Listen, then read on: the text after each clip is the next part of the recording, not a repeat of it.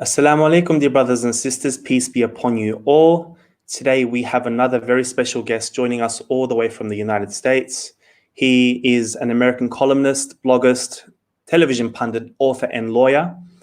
Author of The Great US-China Tech War and The Coming Collapse of China. I'd like everyone to welcome to our show on Talk to East Turkestan, Mr. Gordon Chang. Welcome to the show, Gordon. How are you today? I'm fine, thank you. And it's a great honor for me to be here today. So thank you so much. No, the honor is definitely all mine. Today, we're going to get through a few issues today. First of all, just a quick bio from you, what you have been doing for the past few decades, with regards to US-China relations, especially economics, and then I'll get into some of the recent issues that's been happening with regards to China. Yeah, my wife and I actually moved to Shanghai in 1996, practicing law. And I saw a lot of our clients come in and say, oh, China's not communist anymore. And I agreed. I remember, the second day we moved into our apartment, my wife got on the phone and said, Mom, China's not communist anymore. Exactly the same terms. But as we lived there, worked there, traveled around, talked to people, we realized there was a lot less change than people had said. And indeed, the whole communist system was still very much in place. I stopped practicing law at the turn of the century because I wrote the book, The Coming Collapse of China. And once you do that, you can no longer have a China practice. So for the last 2 decades, I've been just writing and talking about China. And as we have seen, China's become more consequential, more dangerous, more belligerent. And now, of course, we see acts of genocide, institutionalized slavery, crimes against humanity. So it's more important than ever to talk about China. And that's why it's so important for you and others to maintain this conversation and this dialogue.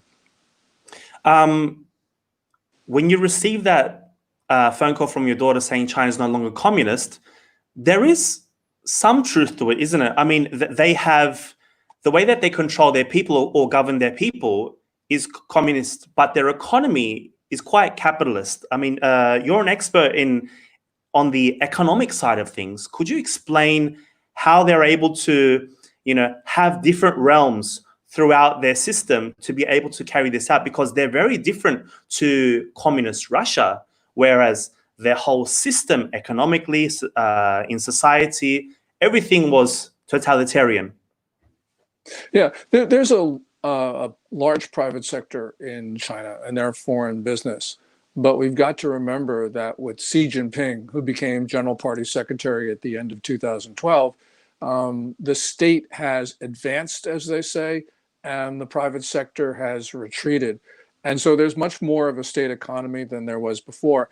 And you asked a critical question. How do they maintain this? Well, they maintain this with a firm currency wall. They not only fix the value of their currency and allow just marginal floating, but more important, they do not permit free convertibility. And because of that, they set the rules and they administer the game inside China, and they are able to maintain what people call a mixed system. But it doesn't really make sense. It's not sustainable. And if they were ever to remove that currency wall and the currency controls, I think that you would find that the renminbi, the Chinese currency, would become worthless in a matter of weeks because people would be getting their money out because people understand that the system doesn't make sense. And by the way, just a few hours ago, China said it had 3.2% GDP, gross domestic product growth in the second quarter. They didn't. The Chinese economy is still in contraction. I'm not an economy expert, but what's the deal with, I mean, from what I understand, they're using 2 currencies. You got the RMB and you've got the Hong Kong dollar. How is this able to happen? Well, Hong Kong is a special administrative region of China, and at least until the national security law was passed and put in place on June 30, Hong Kong really was very separate from the mainland. Now China has basically taken it over. But the Hong Kong dollar is a freely convertible currency. It's pegged to the US dollar at a specific rate, 7.8 Hong Kong dollars to one US dollar. The Hong Kong Monetary Authority, which is essentially Hong Kong Central Bank, maintains that peg. It buys and sells dollars to make sure that the currency is never far from that pegged amount. Now, the Chinese currency is not pegged, but the Chinese officials make sure that it stays within certain areas. So if you see the Chinese currency go up or down, it might be to a certain extent in reaction to market forces, but its direction is ultimately determined by the People's Bank of China, which is the central bank of the People's Republic. Okay, I want to get to this recent news about TikTok. Now, here at Talk to Uzbekistan, we're all about free speech, we're about social media, but what is so special about TikTok and this ban that the US wants to put in place? Do you agree with the ban? Do you disagree? What's all the fuss about? Yeah, I think that TikTok should not be permitted in the United States. TikTok is operated by a U.S. company with U.S. staff, but that U.S. company is owned by ByteDance, which is a private Chinese company. And although ByteDance is private, we have seen that it has been engaged in surveilling information on people's phones. And obviously they were doing this not for themselves, but for the Communist Party. In April, TikTok was exploiting a loophole or deficiency in the clipboard on an iPhone. TikTok said it would never spy again on the clipboard. Well, they got caught, Arsalan, at the end of last month doing exactly the same thing. The problem with TikTok is that China's using it to surveil users. It collects data. It puts that into its artificial intelligence systems. And that is really, I think, a problem that we just can't get around as long as TikTok is owned by ByteDance.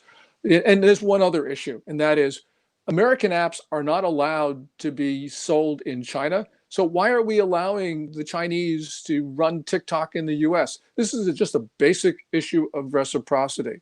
So from any number of different perspectives, we cannot allow TikTok in the US.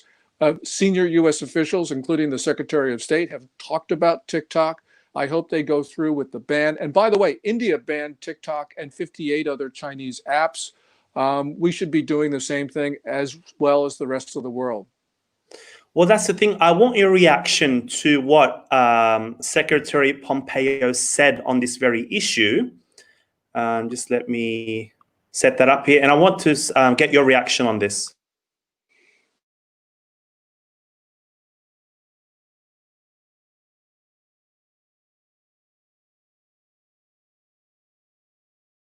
If all that's the case, shouldn't we be considering right now, tonight, a ban on Chinese social media apps, especially TikTok?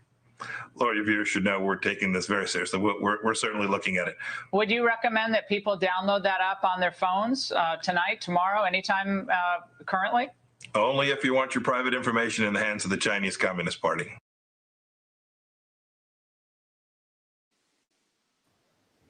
Now, it's quite serious, isn't it? I mean, there's always been an argument, even Western apps, Facebook, Instagram, Twitter, do the same thing, or even Zoom. What's the difference with TikTok? Well, Zoom and TikTok, owned by China, there's two differences. First of all, in China's top-down Communist Party system, TikTok, Zoom, they cannot resist demands on the part of the Chinese government to spy. But incredibly, China actually codified this in its 2017 National Intelligence Law, Articles 7 and 14, which require every Chinese national and every Chinese entity, private or state, to spy if demanded. So that's why this is a particular risk to the United States and to other countries as well. So I believe that the U.S. should go through with what the Secretary was indicating, and that is a full-on ban of TikTok. I'd be happy if TikTok were owned by Facebook, and some people have been suggesting that Facebook should just buy it. Then I wouldn't have a problem in the world with TikTok. But as long as it's owned by ByteDance, as long as ByteDance is Chinese, then it does pose a threat because it is surveilling and it is engaging in activities which are just dangerous to host countries. Okay, I want to get into these 4 Chinese officials that were sanctioned by the US recently. And this is linked in with the Uyghur Human Rights Policy Act. What are your thoughts on this? Is this going to make a difference in US and China relations? And will it be for the betterment of the Uyghur people, do you think? Well, certainly it's going to make a difference, and it already has made a difference in US-China relations because Beijing has then turned around and sanctioned 4 American officials. The most important one is the one Chen Guangguo, party secretary of what Beijing calls this Uyghur autonomous region, Xinjiang Uyghur Autonomous Region, which obviously is not autonomous, and which other people, of course, call East Turkestan, the better name for it. Chen is a Politburo member, and the reason why this is important is because he's the highest Chinese official ever sanctioned by the US. So that's a start. Now, a lot of people will say, well, these guys are never going to travel to the US, so why worry about a travel ban? Or why worry about the global Magnitsky sanctions that were imposed on these guys? Because they're not going to use US banks or anything like that. They don't have assets in the US, or at least we know about. The point here is symbolism. We Americans live in a democracy, and people in democracies, they don't care about propaganda. It's not important. But in a hostile communist regime like China, yes, propaganda is everything. And so when you have symbolism, and this is certainly symbolic, it's really important for the Chinese leaders. It's as important or sometimes more important than substance. Now, one other point, and that is the policies, crimes against humanity, detention of 1.33 million Uyghurs, Kazakhs, and others, forced labor, which is essentially slavery, the genocidal policies against minorities. Yeah, Chen is responsible for that because he is, as I mentioned, the party secretary. But there's somebody else, and that somebody else is Xi Jinping because they are his policies. And also this comes up in another context, Hong Kong, because President Trump a couple days ago signed the Hong Kong Autonomy Act, which also provides for visa restrictions and others. Now, Xi Jinping is the author of the Hong Kong policies as well. So I think that the US must impose, under both the Uyghur and the Hong Kong acts, sanctions on Xi Jinping. I totally agree. I mean, why not just go for the head of the snake? To me, these guys are receiving orders from the head. It'll just be like, let's not blame Hitler for the detainment of Jews. Let's blame the officials under him. It didn't really quite make sense to me, and perhaps even to say to sanction the whole Communist Party. It's not just individuals as well. Yes. I want to play a little clip from Hua Chunyun, Foreign Ministry spokesperson, and I want to get your thoughts on what she said. And it's basically upon what you've just mentioned, the sanctioning of now US officials.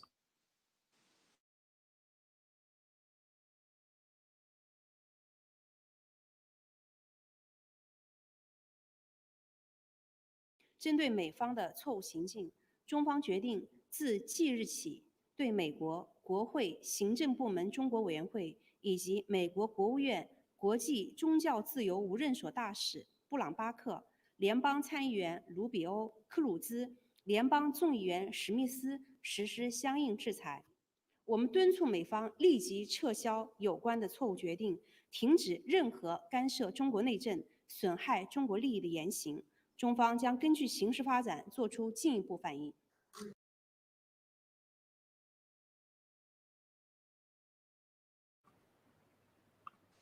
So I'm not sure if you were able to see the subtitles. She basically mentions the 4 names.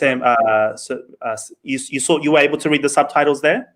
Yes. What are your thoughts on what she's talking about? Well, first of all, Senators Rubio and Cruz are very happy, as is Chris Smith, who is a noted decades-long human rights crusader. So these guys are loving it. With regard to Ambassador at Large Brownback, most Americans, I'm sure, did not know that we had an ambassador for religious freedom. And I'm glad that what China did was highlight it, because at the end of the day, it really helped the cause of religious freedom by mentioning or including Brownback in that list of officials. So I'm really happy that they sanctioned them. This is really, I think, going to advance the cause of religious freedom, not retard it. Perfect. Another big issue, for years, we have seen China infiltrate not just the US, but also, say, my own government, the Australian government, with our own MPs. And President Trump has always said, follow the money. What are your thoughts on this? How important is this? I mean, especially with COVID-19, initially we thought, oh, this is going to be the end of China. China's economy is collapsing, but all of the world is collapsing. Would I be right in saying that it's the countries who will get back up the quickest will win or come out right? I think that that's right. What we're seeing with the coronavirus is a fundamental change of opinion. And this change of opinion has actually been cemented by Beijing's taking over Hong Kong. So these two events within the space of months of each other have changed opinion. And we can see it in Australia, for instance. Australia was the first country and the most vocal demanding an independent investigation into the origins of COVID-19. And we got to remember what we're talking about here. I mean, I don't know how this disease got started, but the one thing that we do know is we can see that Chinese leaders took actions to deliberately spread this disease beyond China's borders. Doctors in Wuhan, the epicenter, knew that this disease was human-to-human transmissible, H to H, no later than the second week of December, maybe even knew as early as August and September, according to the Harvard Medical School study that was just released, but no later than the second week of December. Chinese leaders didn't admit that this was H to H until January 20. Now, within that 5 weeks from December to January, if they had said nothing in Beijing about human-to-human transmissibility, that by itself would have been grossly irresponsible. But they actually tried to convince the world that it was not human-to-human transmissible. And at the same time, they tried to pressure countries not to impose travel restrictions and quarantines on arrivals from China. You put those two things together, they had to know that the steps that they were taking would inevitably lead to the spread of the disease. Now, I don't know what was in Xi Jinping's mind, but if after having seen what the disease did to cripple China, if he wanted to get even with the rest of the world, if he wanted to spread the disease beyond his borders, he would have done exactly what, in fact, he did. So this spread is malicious, and it is the first time that one country has attacked all the others. And the result of this, as you mentioned about coronavirus, is that it has changed the world's opinion about China. We are now having a more realistic, I didn't say realistic, we're having a more realistic conversation on a lot of other topics, including what's going on with the Uyghurs, Kazakhs, and other minorities in East Turkestan. Isn't it sad that it had to come to this disease or this plague for the world to wake up and go, now let's start talking about Uyghurs. Now let's start talking about Tibet. Now let's really look into Hong Kong. Because in a way, I mean, I've mentioned this and many people don't like this comment, but in a way, it's kind of been a blessing in disguise because it's really sped up these rights movements, I think, by 10, 20 years. It certainly has. When I look at this, it is, I think, the moment that the world decided that it really was under attack. There's 3 million people have died, and it is hard to ignore that. And now the conversation has been changed about, well, what do we do about this? Where we weren't talking about that before. And we've talked about a number of other things. One thing that's occurred is that, especially since about the second week or so in February, China has gone on a bender. It has been attacking its neighbors from India, where it killed 20 Indian soldiers on the night of June 15th. We have seen the boat bumping and other incidents in the South China Sea and East China Sea.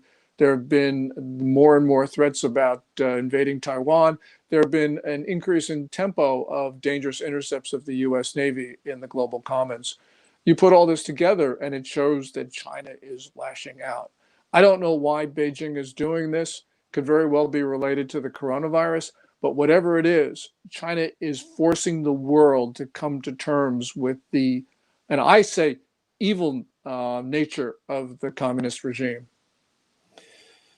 China loves to use the term, America, do not delve into our internal affairs. And generally, I like to answer that question by, well, to an extent, yes, people should be minding their own business. But if I hear my neighbor is beating their dog to death or beating his wife and kids, I have a responsibility as a citizen of my country to call the police to do something about it just because it's happening in their home and not in mine. What do you say to those who, yeah? We settled this issue after the Second World War when we looked at what Germany did, the extermination of the Jews. And we called this a crime against humanity. We called it genocide. We said it was the business of the world. We also, and this is also tragic, after Rwanda, where the world didn't pay attention, but afterwards, there was remorse for the way the world ignored what was going on. And there was a general view that the world had an obligation to stop the slaughter there as well. So this is the issue with regard to the concentration camps in East Turkestan. We can talk about whether is it 1.3 million or 3 million people. We can talk about what's happening in there. But these are concentration camps. This is a crime against humanity. We can see the genocide, which was recently documented by Adrian Zen about the forced birth control, forced sterilization, forced abortions on minorities, which meets the definition of genocide. And of course, this involves Western companies, the forced transportation of minorities, and they're working in conditions which can only be described as slavery.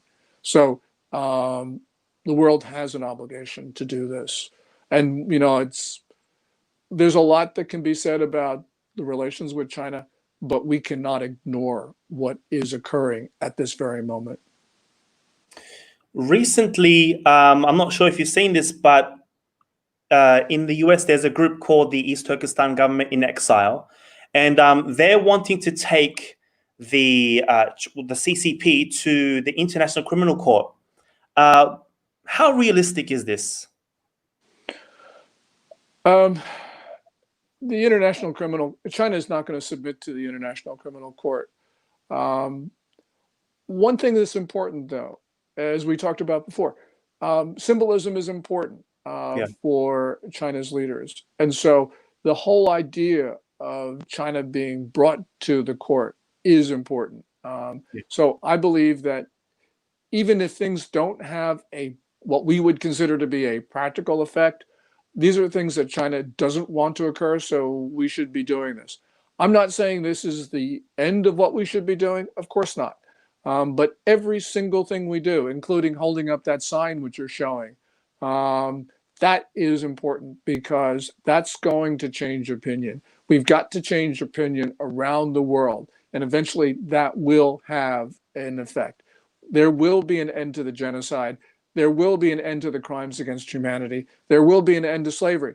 Won't happen soon enough, of course, and so many people have died. But whatever we can do, we have an obligation to do. Definitely. I definitely support this move, even if it doesn't go through. It's another way for China to lose face, and for the ICC, if it were to go ahead, it would be a historic move. Now, recently we heard President Trump describe the CCP plague or the CCP virus worse than Pearl Harbor, worse than 9/11. Do you agree with his statement? Yeah, that statement was made on May 6th. Yeah. As you can tell, it was seared into my memory. And he's absolutely right, because we're talking about 3 million deaths and counting, and untold number of infections, of course, the damage to societies, and not only their economies, but to societies. And as I mentioned, outside of China, this was deliberate. We've got to understand the consequences of that. Great. Now, I've been recently following your tweet. You've shared something quite important here. I'll just pop it up on the screen for us, and I want you to basically explain it further. This tweet here: China's Communist Party is committing genocide and other crimes against humanity, and we're supposed to believe that a travel ban is something wrong. So, from what I'm getting is we should be doing something more. But there are many people questioning, asking, why is the US attacking China? We're supposed to be friends. We should be working together. Yeah, this is in response to the stories that have been circulating in the last couple of days that the Trump administration is considering a visa ban for members of the Communist Party of China and their families. A lot of people don't like that. But as you can see from that tweet, what I'm saying is, look, let's look what the Communist Party is doing. And that was one of a series of tweets about what the Communist Party was doing. But this by its own, the crimes against humanity, the genocide, the slavery, that's enough for a travel ban on the Communist Party. We got to remember one thing. We look at the Communist Party, it is not reformable. A matter of fact, if we were talking just about coronavirus, its actions in connection with COVID-19 were far worse than they were with the SARS epidemic of 2002, 2003. Communist Party is going the wrong way. In the short term, what we need to do is to protect our society from China. And obviously there are some long-term solutions, but in the short term, what we need to do is to reduce our vulnerability to China, which means reducing our contacts. That means, in my book, no trade, no investment, no technical cooperation agreements, no travel. I know it's drastic, but we have just lost in my country about 138, 139,000 Americans, and that number is going to go up. So what I'm saying is that until someone figures out a way to deal with China, we need to cut our links with it. Now, you have been writing about China for decades, whether it be books, articles. Could you tell us the progression of change that has happened over the decades since you've been involved? How did China get to this level? That's a great question, and I'm not sure that I've got an answer. What we have seen, though, is after the end, during the Cold War, the United States made a decision. Look, we need an ally in the fight against the Soviet Union, and so there was this temporary partnership with Beijing. This was put together by Nixon, Kissinger, and Mao and Zhou Enlai. After the end of the Cold War, we then switched to a different rationale for maintaining warm relations with China. And that was, look, we need to engage China. We need to bring China into the international system. If we do that, it will become benign. In the sort of the glow after the fall of the Soviet Union, it's understandable. But what we have witnessed since then, and we're now talking 3 decades, is that during that period, Communist China has not become benign. It's become more hostile, more belligerent, more aggressive. And so what we need to do is to understand that our engagement policies didn't work. A lot of people will say the remedy for the failure of engagement is more engagement. No, it isn't.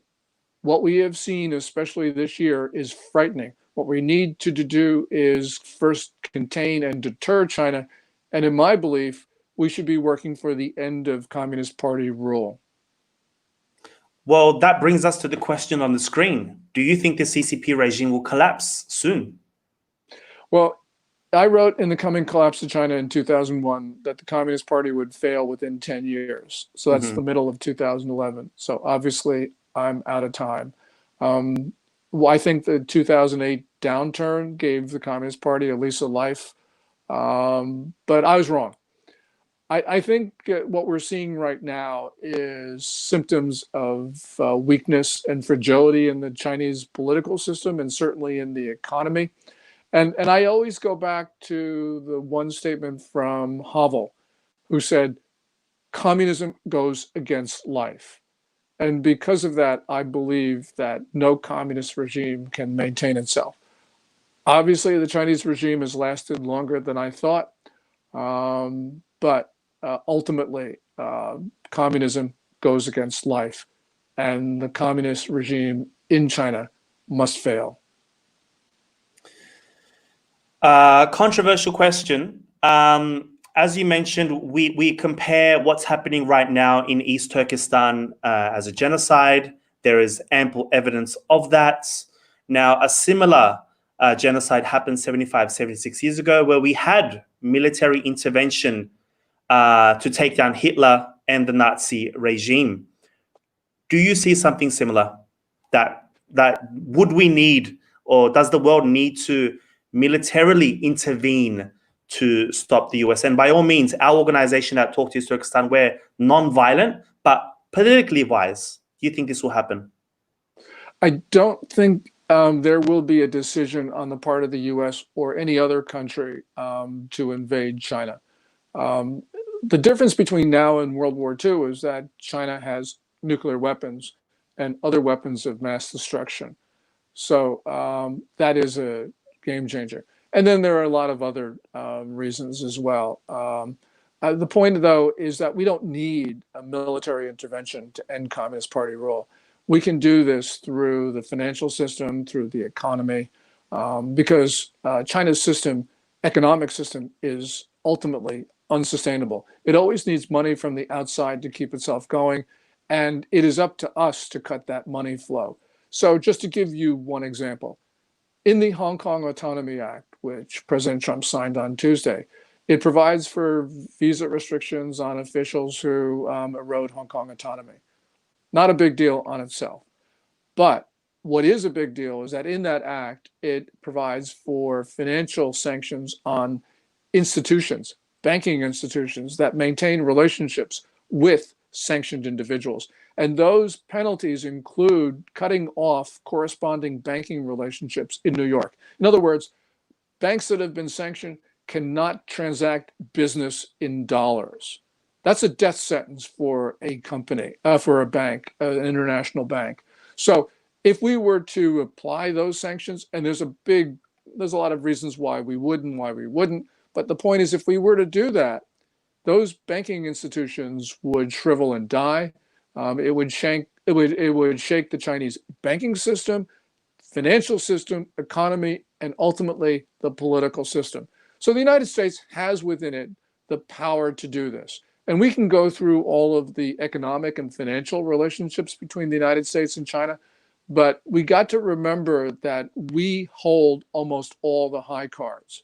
So for instance, last year, China's merchandise trade surplus against the US was 81.8% of its overall merchandise surplus. That shows amazing dependence on the US market. We deny access to China to that market, our market, and it's our market after all, we can do that, then we can bring down communism in China. So we can do this. We have an obligation to do it for a number of reasons. And I think that eventually we will do it, but not in the time frame that I'd like to see. But in doing that, is that going to hurt China more or the US more? Because obviously this will also affect the United States economy. It's not a one-sided issue. But we don't have an economy geared to selling things to China. China has an economy geared to selling things to us. We're a much bigger economy, much bigger financial system than China. But ultimately, we Americans have to come to one realization, and that is we cannot think that we could maintain 5 decades of misguided China policy and believe that we can get out of this without a cost. We will have to bear costs. Those costs are absolutely necessary to maintain our sovereignty, our freedom, and our society, because our society is under an existential attack from China each and every day. we've got to defend ourselves. And so, yes, there will be costs. Those costs will be less than those imposed on China, but we've got to bear those costs. Come November 2021, you don't have to answer this first part, but you can if you'd like. Come November 2020, who do you think is going to win, Trump or Biden? And who do you think, I mean, there's this talk of, Xi Jinping actually wants to, if he had it in his hands, he would want Trump to stay in power. What do you think about this? So two-parter here. I don't do domestic politics, but Biden's lead right now is substantial. And my sense is Trump's got to change the way he approaches this election, because obviously what he's doing is not working. I think that he has the tools to win. Matter of fact, he was coasting to victory before the coronavirus infections. So I think that he can win, but I don't know if he will win. As opposed to what China wants, there's a lot of disagreement among China watchers. There's that famous Bloomberg story that says that China wants Trump to win because Trump is taking down the international system. I don't believe that in a second. I think that, both of the candidates have vulnerabilities on China. They both pose advantages and disadvantages to Beijing. But I think on balance, Xi Jinping wants to get rid of Trump for one very simple reason. And that is the Chinese leaders, they don't really mind hostile American presidents, but they want predictable American presidents. And this president has been totally unpredictable. So I think for that reason alone, they want to see Trump gone. One can say a lot of other stuff about Hunter Biden, for instance, the vice president's son. One can talk about Biden's generally positive views of China.